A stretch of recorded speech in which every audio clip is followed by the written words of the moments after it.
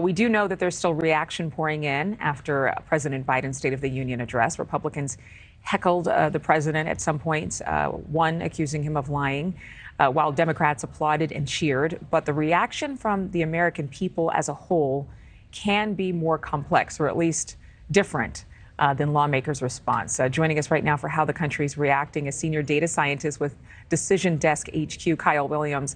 Kyle, given the data that you all collect on topics most important to the American people, did the president seem to focus on those issues?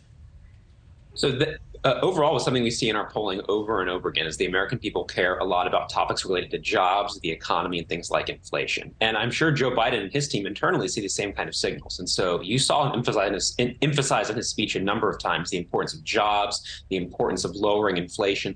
You saw him reference a number of times the work he and his administration have attempted to do to combat inflation. And of course, you saw in the speech sort of the Republicans react to that significantly because they don't necessarily agree with sort of his perspective around what his administration has done on those fronts. But you did see Joe Biden sort of try to emphasize repeatedly within his speech things his administration has done to combat inflation and concerns people have related to the economy specifically. You know, based on historic polling data, do any polls show that State of the Union addresses actually impact a president's approval rating? So whenever we come out of any State of the Union address, this is always one of the big questions is, will this have any impact on how people view presidential job approval? And the answer for a long time has been no, that if we look back historically, State of the Union addresses are not something that have a significant impact on how people view the presidency. That's something I often say is that in modern America, political ideology is the key prism through which people view the presidency and people view anything the president does. That if you're someone who's already someone who thinks of himself as a Republican and you watch Joe Biden give the State of the Union, you're already going to be strongly primed to be critical of whatever remarks he offers. And similarly, if you're a self-identified Democrat, you're going to watch Joe Biden's State of the Union remarks and be primed to view positively whatever he has to offer.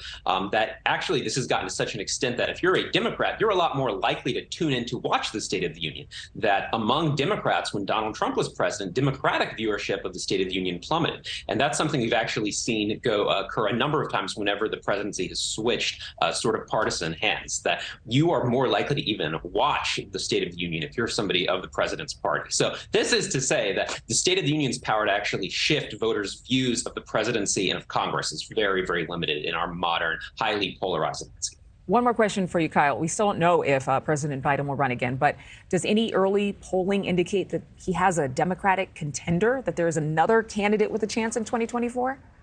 So we've seen voters say a number of times throughout our polling in 2022 that voters were skeptical of Joe Biden running again for president, that there's definitely something we saw was an openness among Democratic voters to entertain the idea of somebody else entering the presidential race in 2024. Of course, there are a lot of open questions around that. 2022 was a long time before the 2024 contest. And we actually saw during Joe Biden's remarks last night, him use this phrase, sort of finish the job a number of times, that you sort of, I think, very clearly saw him at least trying to tee up the idea that he doesn't intend necessarily to step off the political stage, but try and indicate in ways subtle and not so subtle his intention to, I think, try and run again in the 2024 cycle. So this is to say Democratic voters are open to the idea of voting for someone other than Joe Biden, but still a lot of time left before voters actually head to the voting booth.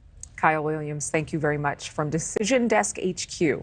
Thank you for watching. Go to newsnationnow.com to find NewsNation on your television provider. And don't forget to click the red subscribe button below to get more of NewsNation's fact-driven, unbiased coverage.